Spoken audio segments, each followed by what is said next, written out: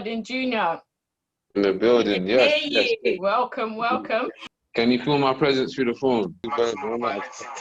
What? That tune? Hey, yeah. Hey, hey, hey. I'm KD. And I'm Sham. We are joined today by the multi-talented middleweight boxer and rapper John Harding Jr., aka Pesta, with an amazing 8 wins. You good? I'm good, man. You just got me at a nice time. I'm just out came out in Portugal for a hot second. Yeah, just come to cleanse the spirit, really, you know. Yeah. Just out here now, man. So are you training at the moment? Really, like, there's a few I need to recover in it behind the scenes stuff. Not really can give too much detail, so I'm not in nowhere near full training or able to at the moment. I'm going to skip all the way back in your story because your story is such an interesting one. So let's skip back to you growing up. Was it New Cross, Southeast London? Yeah. What was it like growing up in New Cross? Obviously, I know you've had a a spell inside and stuff, and talk us through that. It was like New Cross. New Cross was like I say it was every day was challenging. For one, just growing up was hard. Just being African, that was the first beginning stage, and it was just like everything is just challenging. It's like you in an estate, so people live above you, to the left, to the right. You're congested, and every day was a challenge. We have you're cussing each other, or if a fight breaks out, everyone encourages it. They make a circle, you fight out. And that was like the normal thing. You grow up, you start seeing people fighting, rival gangs fighting, and then fighting amongst each other. So New Cross was very, very challenging. You can break someone down, So it's like you're always used to defending yourself. So that's important. So, it's weird when you come out of that environment, someone does challenge you, you're so quick to defend yourself. That's what you've been brought up in. Yeah. So it was an area where I had to go back there the other day to do some filming, and it was it's just when you it's the reason why they hold me so highly in that area, because not many people come this far. There's so many. I could walk through my estate and show you and point places where people died, or where I saw this one get laying there with a bullet in his head there, and it's it was a lot. Or you see, a friend you've grown up with, he's on drugs now. So it's like that was the normal thing. Just if you got a 9 to 5, that's considered as made it when you're from, So it was very hard. So it's like you're in an environment where you're almost like you're born to fail. Like you're in the card is really dealt hard at you. Wow. So how did you and William White meet?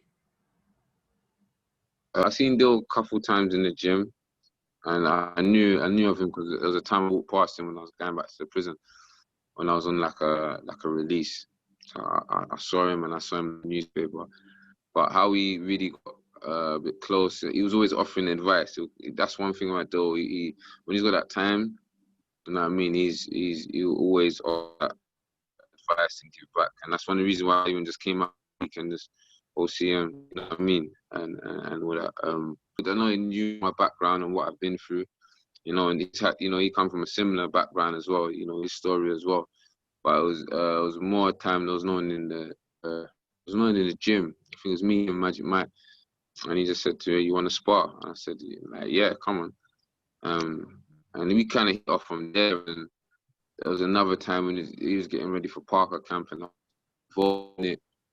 And we jumped in and I was sparring, and everyone was kind of like, "Wow, like, look at me at my weight, we're going at it in the middle." And thing, first thing was just like, listen, if you could do what you do in sparring in the actual ring, you can be something, and offer that opportunity someone. So at that point, is that when he wanted to manage you? I wouldn't say at that.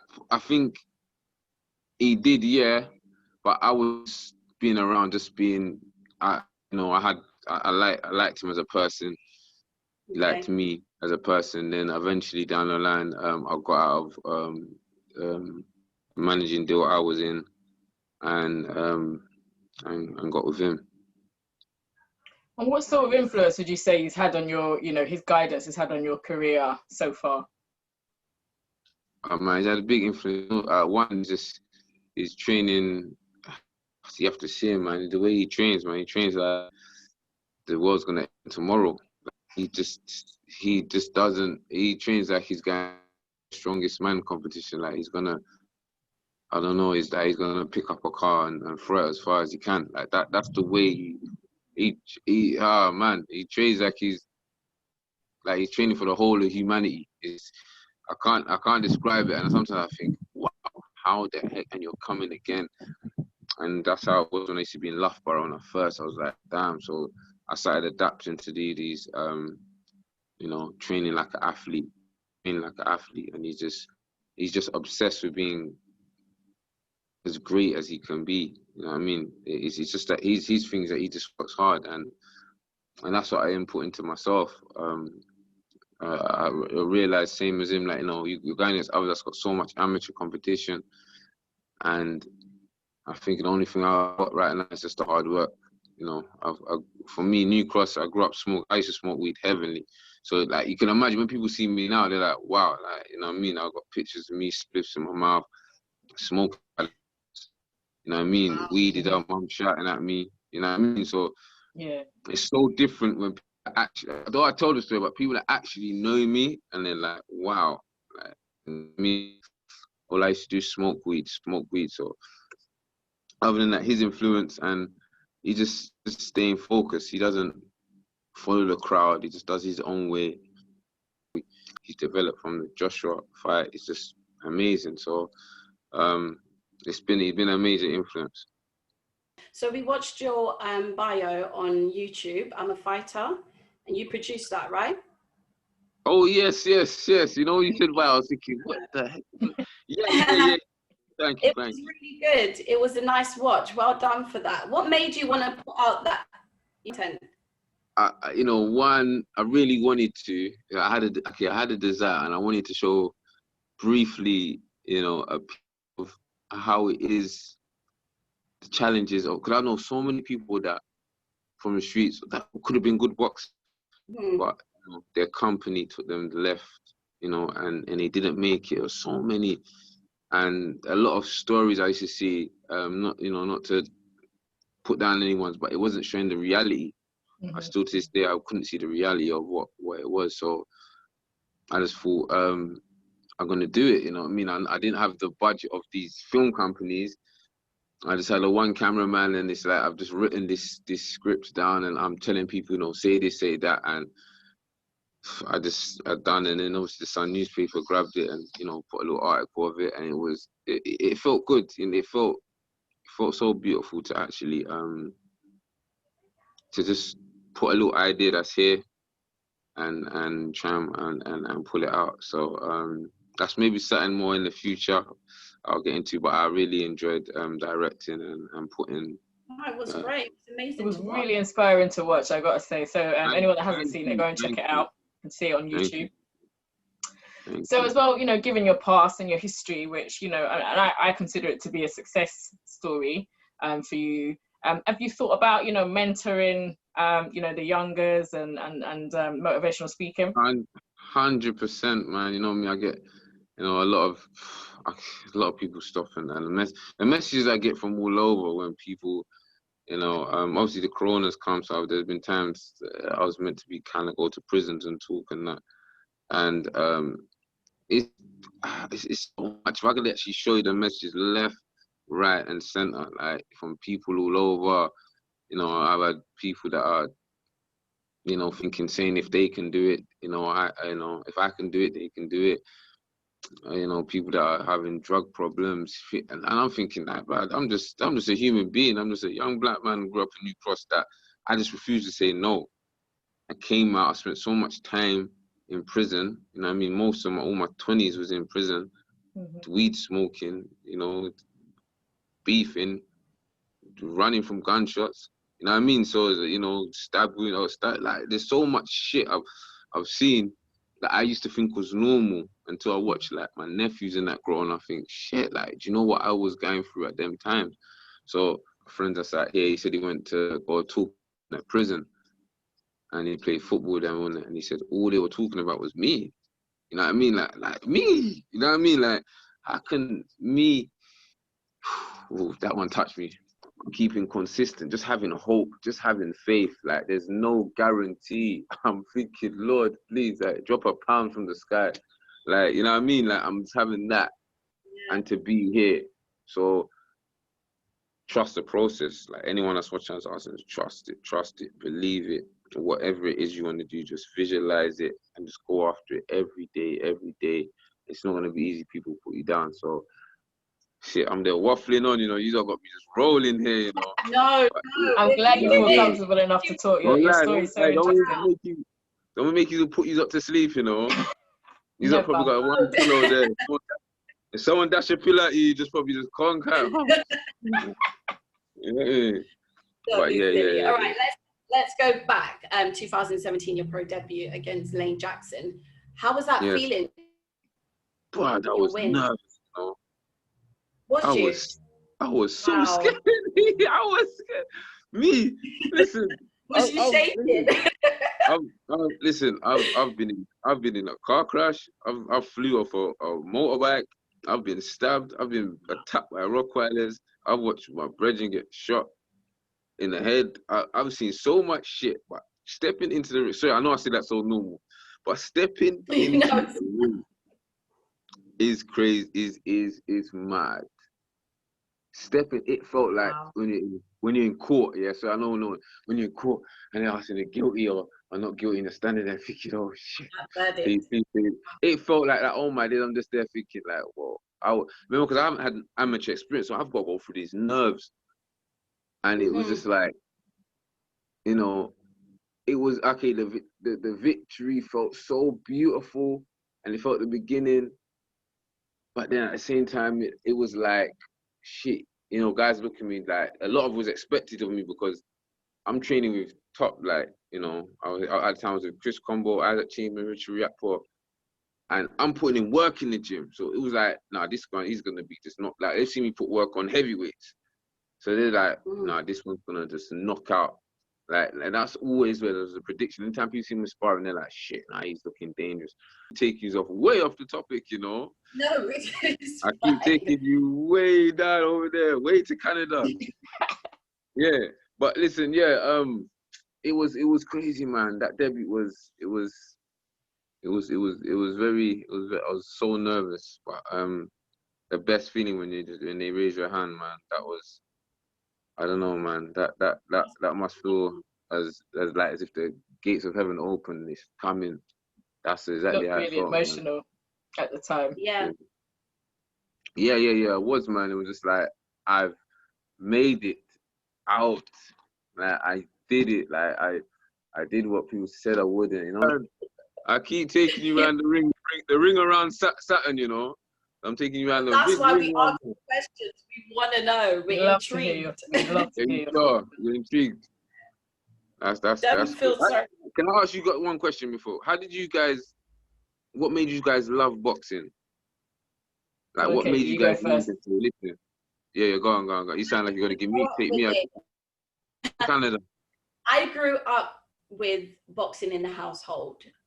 So my parents used to host boxing nights and so on and so forth. I was young at the time, but I still loved it. And then as I got older, I started to love it even more. I did a video the other day, and I did mention in there that I was watching Canelo and Mayweather. And that's when I said, oh, I actually really, really love boxing. Wow. And the thing is, I love every weight division. Wow. And in that, me and Shan both, we love every weight division. So it's almost like any boxing that's on the TV, we're locked in. And majority of our friends, they don't watch it. They don't even know anything about boxing. It's only me and her. So obviously we had this mutual thing with boxing. So we said, why not? Let's do this. This is what we love.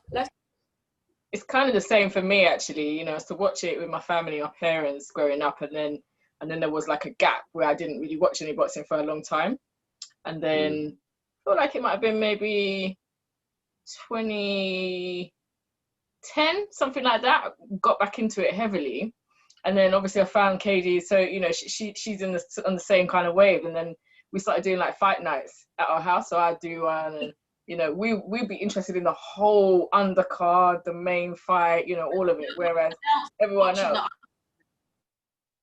actually lock in the minute the fights start, we're involved watching it, and no one cares for it because they want to watch the main event. And to us, the main event begins at 6 or whatever time it is.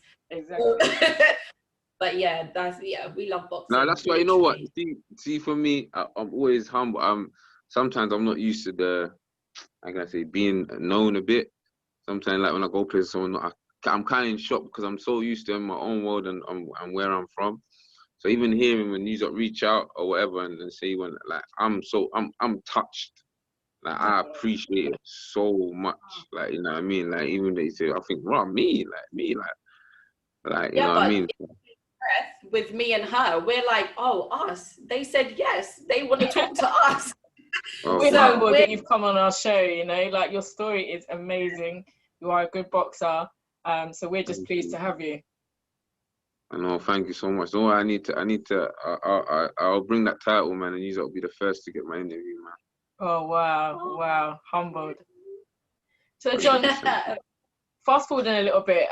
April last year. I think you had a kind of a breakthrough and you appeared at the O2 on a Derek Chisora undercard. What was that like, you know, televised fight? It was mad because they changed my opponent a few times. You know what I mean? That was one nuts one. But the first thing, I think they got me I don't know, public workouts. So I was like, you know, I'm not used to this. I'm like, huh? You know what I mean? And everyone's, you know, people taking pictures and I'm thinking, me, I'm sitting, bam, bam, bam, bam, and everyone's like, wow, you know, I'm in shape. So I'm like, everyone's like, oh, and I'm like, you know, okay. Then I done an interview with Coogan, and I think Coogan heard a bit, and I said to him like, yo, like, Coogan, I used to watch your interviews off the prison, the little secret phone in the chat. And that went, but somehow that went around, and they've asked me to come on a press conference. I weren't meant to because I wasn't a known fighter, if you know what I mean. So press conference weren't really for, like, at the time. I'm just added to it. They don't really need to hear from me. But they wanted me there, and then he didn't ask a question. I tried to be quite brief and go back, and he said, you know, no, go into it. And then I just thought, you know, I used to hide it a lot. Let me just openly say, you know, I was in prison. I got sentenced to this. And I just kept it as brief as possible. I kept it very brief. And it just went from there, like, you know, everyone was just wild, and it was just seeing my name on the, you know, on a poster, on a flyer. I'm like, wow. You know, walking in the O2 early, going in the ring, touching it, seeing it, you know, seeing my name on the and yeah, it was just going in there. The box was tough. Czech Republic, I was in Czech Republic, I think. I can't remember, tough guy. And yeah, obviously won on points. Really, I don't know, sometimes we're so, as far as I realize, we're so hard on ourselves to try and just KO something, you know what I mean? And I had the same thing, though obviously I boxed cleanly, it was just like, I was still more of a savage when I'm in sparring, like, you know what I mean? Like, I've cleaned people out. You know what I mean? So it was just like, same thing. People are seeing me like, damn, no, there's more to him. There's more. So your last fight with Linus UdoFIA, unfortunately, yeah. I did think it was going to go the other way. I'm being very honest. Yeah. What was your feeling? And also, did you watch the fight back? I haven't, you know, I'll be running. I haven't sat because going into it, I felt super confident, and I'm doing round and sparring. I'm feeling good. I'm so much that they have to slow me down. They keep moving the date. I have to slow myself down a bit. Going into it, it's like as if in there, there's something with the second wind, it just weren't kicking in. I was like, you know, I'll give it to him, you know, and then he just, as I threw the right, he threw the real full shot, you know, just pam, took me down. You know what I mean? Gave me the real pounded yam shot, you know. And then yeah, I was just like, right, it was a shocker. It was more of a shocker because at the time I'm thinking I couldn't feel my second wind is like your energy coming back. And normally there's a certain round it will go back, I will know it's not kicking in. I'm thinking, what the fuck is going on? I'm trying not to overthink it, you know what I mean? And then as I was going for it for the last rounds, pow, when it kicked in and I went for it, I got caught. And yeah, no, I was fully upset because I had to, you know, I believed that was the one fight where I felt so confident. Like, at the time, I felt like I let everyone down. It was just an upsetting for me. Everyone that saw me put in the work, it was like you would have put your whole bank account on me to win that. That's how bad it was. It was just like, yeah, I'm gonna clean him up. I know, I felt it. I felt it. There's a time, obviously, I've known him, innit? We've sparred. I didn't reveal it in there. I almost knocked him out sparring. I stopped. I said, "You're right." I saw him wobble. So it was kind of on me like, listen, I know I can catch him. I'm gonna catch him. But what he done to me, he done it to me when I thought I was gonna do it to him. It happens. You still got, you know, a good amount of wins on your record, you know. So it's just one to learn from and move on. But what I was gonna ask you is that sort of that kind of beef, that sort of animosity, was that real between the two of you? Because it really felt like you lot didn't, you know what I mean? You had problems. You know what it is, yeah? Okay. One, it made the fight because it made everyone watch it. From obviously, I know he weren't pushing it, but I was pushing it more. And boxers were entertainment. But we were genuine friends. And for me, from my side of things, there was a certain times the camera switched on and it will act. And these are things that kind of prior it because of my background where I'm from, and you're so used to being real. And I'm thinking, guy, I've got your number, man. Like, so I think it's all stemming, you know, people have wanted us to fight from before. And it's a bit weird. You're friends. I'll be honest, we're friends. I like Tim, you like me. We, you know, backstage, we laugh.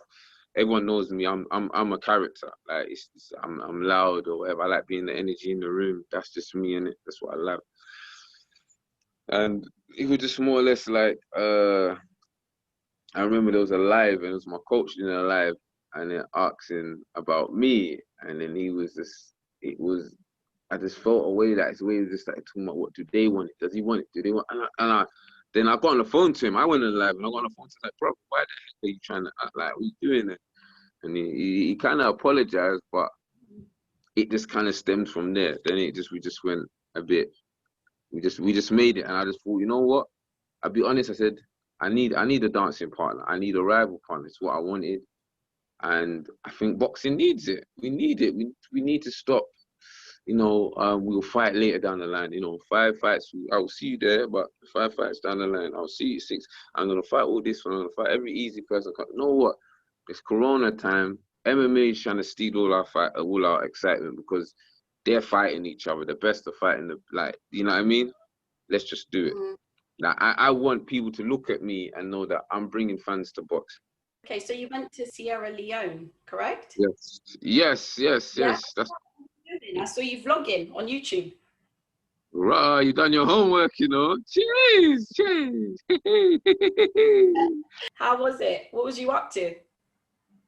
I was just at home with my parents, innit? So it's like I just going back, seeing things, trying to give back to boxing. You know, Sierra Leone is just, it needs help. It's low, innit? Like, you know what I mean? Everyone's trying to, you know, everyone's trying to get by, and yeah, a lot of begging, a lot of people, a lot of disrupt, a lot of, you know, there's no real togetherness. And I was just believing in just listen, I'm in a position, let me just give back, let me just let them be around me, so, you know, I'll go there if they require me to do any TV work, I'll go there, show my face on TV.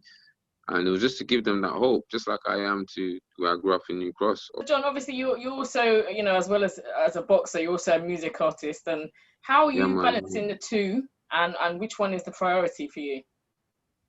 okay, boxing is my priority because that's what it is. But I know boxing you can't do it forever. You know, you cannot box forever. Boxing is wear and tear on the body. You know what I mean? It's not something you could do forever. Music was my passion. You know what I mean? So how I normally do it. Here's my secret, and you'll be first to know. When I'm out of camp, like now I've been out of camp and I'm not really able to train properly, and so I just record a lot. I like to write down a lot. I like to jot down things, so I just record a lot, and then I just probably hold it. Then when I've got nearer a fight time coming, I just let it drop. We also watched a few of your videos on Link Up TV, and we noticed as well that you have a lot of boxing visuals within the video. Is that to let people know that I'm still a boxer? I am rapping, but I'm still a boxer, and don't get it twisted, and don't forget. What is that? It was more or less. It's just me. It's my unique selling point, isn't it? You know, I always thought my unique selling point. And the reason I do it, I remember someone used to always say you can't do it. Like, oh, they'll say, "What are you, a boxer? Are you a rapper? Are you this?" I'm me. I'm John Harding Jr. I'm Pester. I'm me. I'm just me. And have you got anyone in mind for your next fight? What any opponents lined up, and when might we see you back in the ring? I'm hoping springtime. Ideal, I would want an international title. I have a super welterweight or middle because I can kind of make both. I think I'd love to have a scrap with Sam Egginton. Really? Yeah. I don't know why it sounds weird, innit? He just likes to scrap. Sometimes I like fighting. Want to go toe to toe? Yeah. See me and Linus again. You know what I mean? I would love to have a trilogy with him. That would be a good one. Yeah. Just for the love of boxing, man. So Dillian White and Povetkin's fight got postponed. Mad. What was the feeling in the camp? What was everyone saying? Your team, yourself? How do you feel about that? I went around. I was in London, really. So, these guys. I know there's the frustration. He knows how to deal with it, man. He's on another level with this stress thing. So I know, at the moment he's just like, what. He just wants to fight, you know what I mean? But all this time, money into all these camps, then a date gets moved. And there's one thing, what I'm only learning this now. You can hit a peak. There's been times when, I'm getting ready, I thought, September 12th, I've hit my peak. So now it's like, damn, if I stay at this peak, I'm gonna tire out, especially when I get to the fight. So you have to kind of, bring it down a bit, you know what I mean? And that's the hard thing about changing dates and training for so long.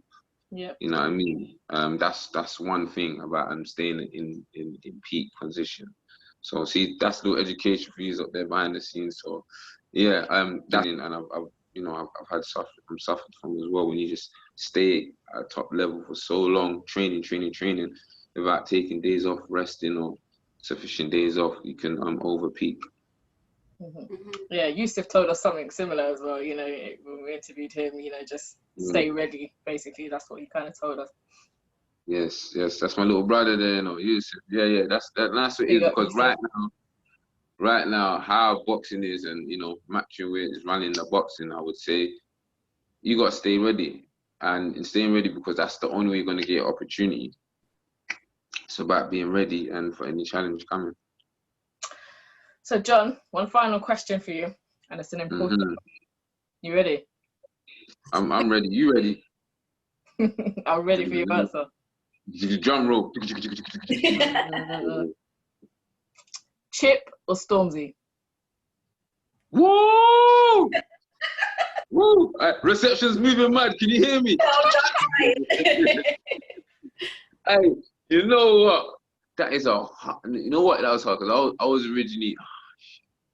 I have to be very careful with this one because I was saying, because I would have said, what, in a clash ways or you just as an artist? As artists, generally. As artists, at the moment, I would say as an artist, I'll have to go with Storms at the moment. That the way he's taking the game, even some of the gospel stuff, and all these versatility, his little content, everything. Otherwise, Chip, hey, Chip can, they should build listen, HMP Chipmunk, Her Majesty's Prison Chipmunk. The bars can build a prison. His bars, yeah, he doesn't stop, doesn't run out. He can just, but I don't know, he just don't stop. The way that he, when it comes to like this battling thing, like he's on another level with it.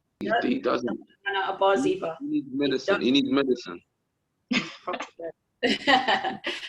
Look, John Harding Jr., aka Pesta, you've been amazing. Your energy is contagious.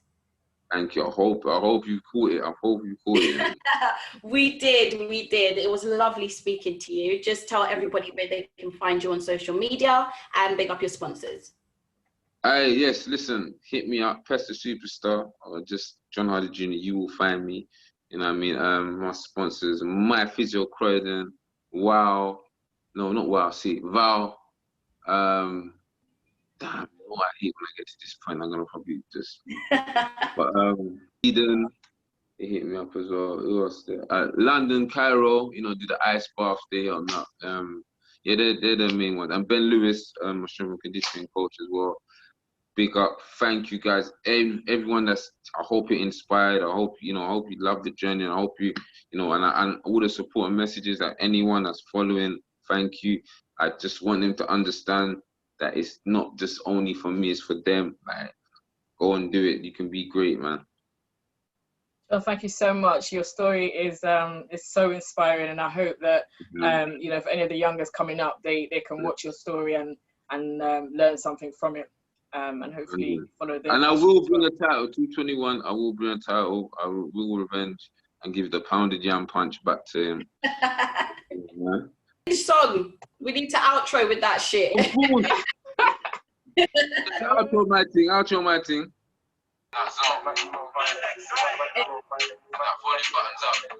When that volume button's up.